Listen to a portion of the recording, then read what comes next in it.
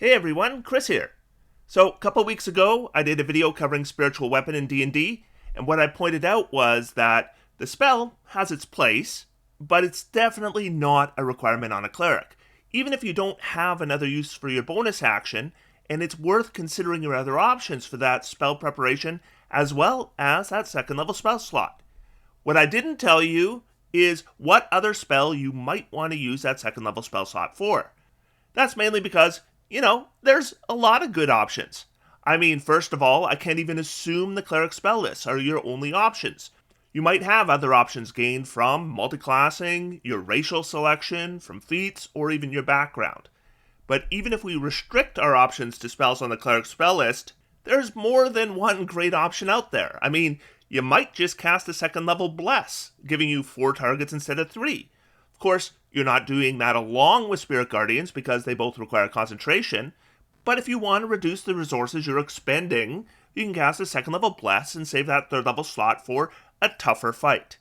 But today I want to highlight a second level spell on the cleric spell list that I think is underrated and has some uses I would say are unintuitive and doesn't use concentration, so it can be used in conjunction with Spirit Guardians. And that spell is Warding Bond.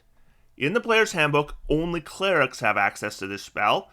It was added to the Paladin spell list in Tasha's Cauldron of Everything, and was provided as a subclass option for artificers with the Battlesmith. I think the general perception of this spell is that you cast it, you choose an ally, and whenever they take damage, they split the damage with you. And that is part of it. But there's more to this spell than meets the eye.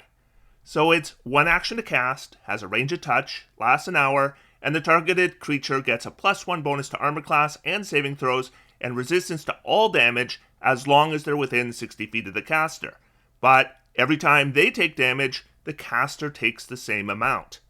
The spell ends if the caster falls to 0 hit points or the caster and the target end up more than 60 feet apart. The spell also ends if Warding Bond is cast on either of the connected creatures or if the caster dismisses it as an action. There's a costly component, actually 2 costly components. Both the caster and the target wear rings worth 50 gold pieces for the duration of the spell, but the spell doesn't consume those rings, so you can use those rings every time you cast a spell. So we're going to start with the obvious intuitive use, splitting damage. Okay, so if you optimize tactically at all, you know that concentrating damage on a single target wins fights. This applies to the player characters, but it also applies to the monsters. This is actually a trick a DM can use to make combat more or less challenging without doing any shenanigans like fudging die rolls or adjusting monster hit points or their statistics mid-combat.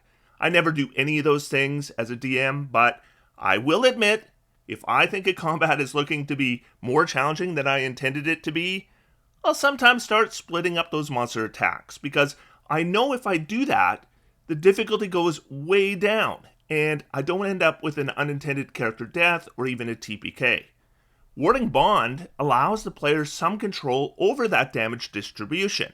If one character is going to be the brunt of attacks, Warding Bond can split that damage, providing a tactical edge for the PCs. I should also point out that with Warding Bond, the total damage taken is a bit less as well. Not a lot less, but a bit. For example, let's say we have a fighter, and they're hit for 11 points of damage. But the fighter's benefiting from Warding Bond, so they have resistance to that damage. So that 11 damage is halved to 5.5, and then the round down rule means the fighter takes 5 damage, and then the caster takes 5 damage for 10 total. So 1 less point of damage. That's going to happen every time the damage total is an odd number. Though casting Warding Bond on non-player characters can also be useful.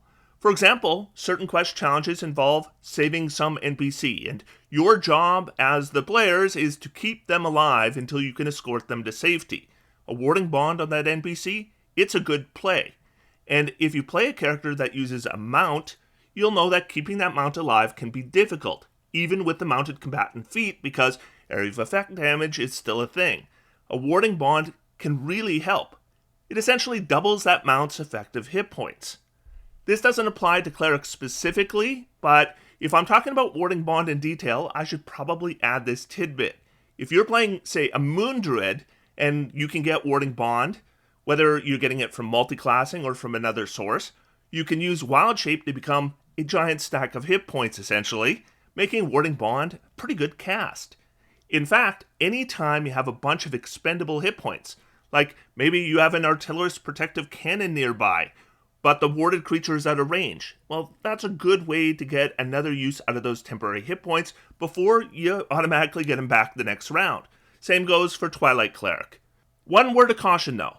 Sure, that party barbarian might often find themselves a target to a lot of attacks, but just be aware that Warding Bond gives resistance to damage, and resistance to damage does not stack with itself. So if that barbarian rages and gains resistance to the damage they're taking, then your Warding Bond is actually terrible because you're taking the damage that they're taking, but you're not having the damage because they already have resistance. So that's the basics of splitting damage, but Warding Bond is more than just splitting damage. The target gets a +1 bonus to armor class and a +1 bonus to all their saving throws for an hour with no concentration. That's a substantial benefit. In fact, I am going to go so far as to say that if Warding Bond didn't split the damage at all, and all it did was provide the target a +1 to armor class and saving throws, with that duration, with no concentration, I think that's worth a second level spell slot. Seriously, you could take the main feature of Warding Bond away entirely, and I would say it is a solid spell. In fact, so far I've been talking about having the damage of the target, but in reality, you're reducing it even further, because that +1 bonus to armor class is going to cause some attacks to miss, and those +1 saving throw bonuses are going to turn some saving throw failures into successes. And that could very well be more dramatic than saving the target some damage. In fact, if you really want to focus on defense, Warding Bond needs to be on your list. Since it's not concentration, it's going to stack with Shield of Faith, and because it's not a reaction, it will stack with a shield spell. Same goes for the +1 bonus to saving throws. They're going to stack with all other saving throw bonuses. Now, if you are a cleric and you are concentrating on Spirit Guardians, you're likely the one that is going to be the target of enemy attacks, so casting Warding Bond on someone else might not be a great idea. You're the one that should be getting the benefits in order to help keep that Spirit Guardian spell up. Now you might be thinking, so who else am I going to get to cast Warding Bond on my cleric for those bonuses? And here is where I get to the part that isn't intuitive for this spell. Just cast it on yourself. Now stay with me here. The spell says the target needs to be touched. Well, you can touch yourself. I mean, what you do in the privacy of your own home is your business. But your character can also touch themselves. I mean, look at all those paladins laying hands on themselves all the time. It's shameless. The target needs to be a willing creature. Well, your caster is willing. They're casting the darn spell. So I think I'm safe to say that they're on board. You and the target need to wear 2 rings. Well, you can wear 2 rings. In fact, someone should tell Johnny Depp, hey dude, you can only benefit from the spell once. And the caster and the target must stay within 60 feet of each other. So if you can't stay within 60 feet of yourself, well, you have bigger problems than Warding Bond is going to solve. So your caster is 100% a legal target for a Warding Bond spell that they cast. And you just gave yourself a +1 bonus to armor class and saving throws for an hour, no concentration, for 1 second level slot. And whenever you take an odd amount of damage, take 1 less as well. Furthermore, if you're concentrating on Spirit Guardians, that +1 bonus to saving throws is going to apply to your concentration saves as well. But we should talk more about concentration saving throws because Warding Bond might have an even bigger impact on those. So the spell says the target of the spell gets resistance to all damage, and then the caster of the spell takes the same amount of damage. So let's say our cleric casts Warding Bond on themselves and they take 41 points of damage. Now you need to make a concentration saving throw for your Spirit Guardian's concentration. Or do you need to make 2 saving throws? I mean, the way I read this, it sounds like 2 separate instances of damage. That would be 2 saving throws. This is something you and your DM are going to need to come to an agreement on. And if the 2 of you decide to treat it as a single instance of damage, great, that's probably going to be simpler. However, if you read it the way I do, as 2 separate instances of damage, things get interesting. and potentially offer the biggest protection to your spirit guardians of the entire spell. Or not, it depends. So in the example I gave, we take 41 points of damage. Without Warding Bond, we lose 41 hit points, and then we need to make a single concentration saving throw. The DC for a concentration save as a result of taking damage is 10 or half the damage, whichever is higher. 41 halved is 20.5, rounded down, that's 20, so we have a DC of 20 for that concentration saving throw. Now, let's say we have the Warcaster feat, and we have a Constitution of 16, and let's say we have Resilient Constitution as well, and say, I don't know, we're 13th level. So with a proficiency bonus of plus 5, that's a plus 8 Constitution saving throw, we're going to need a 12 to maintain concentration. We have advantage on the roll, so that ends up being a 64% chance of success. Now, are you comfortable with a 64% chance of success? I'm not all that comfortable with it. Well, let's say we had Warding Bond cast on ourselves. So first of all, we have resistance to the damage, so 41 is halved to 20.5. Then the round down rule says we take 20 damage. Then according to Warding Bond, we also take 20 points of damage a second time. So first off, we're only taking 40 damage total. That's why I use the hypothetical odd number. Basically, half the time you shave off 1 point of damage. But secondly, now we're going to make 2 concentration saving throws because we're taking 2 instances of damage.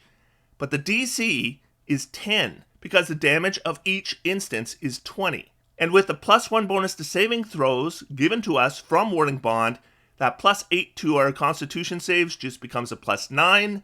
And that means we have a 0% chance of failure on either save, and we don't even need Warcaster.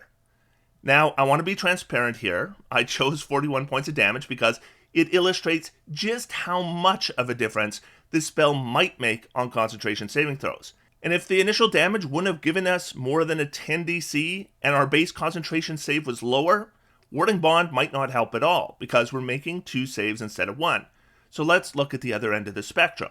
Let's say the damage is 20, and we're not 13th level, we're 5th level, and we're not proficient in Constitution saving throws. And let's say we're working off a plus 2 Constitution bonus, but we will have Warcaster. If you are a Cleric in your 5th level, you should have Warcaster. Well then, we would be talking about a plus 2 to save with advantage against a DC of 10 without Warding Bond. And that is an 84% chance to keep concentration. But with Warding Bond, it's a plus 3 to save, but we have to save twice. That's only a 77% chance to keep concentration. I mean, it's not that much worse, but it is worse, and that's the point. Though again, with that plus 1 armor class, it's also possible we wouldn't have been hit in the first place. So the point I'm making is, Warding Bond can be a very effective way to split damage with another player character. It also can be a very effective way to split damage with an NPC. But it can also be a very effective way to improve the defenses of your own character. Now, if you have any other interesting use of Warding Bond, or maybe a story from a game session where you used it, or you saw it used, tell us about it in the comments. Otherwise, until next time, I am going to sit back, relax, and have some fun. D&D is for everyone. Thanks everybody, and I'll talk to you soon.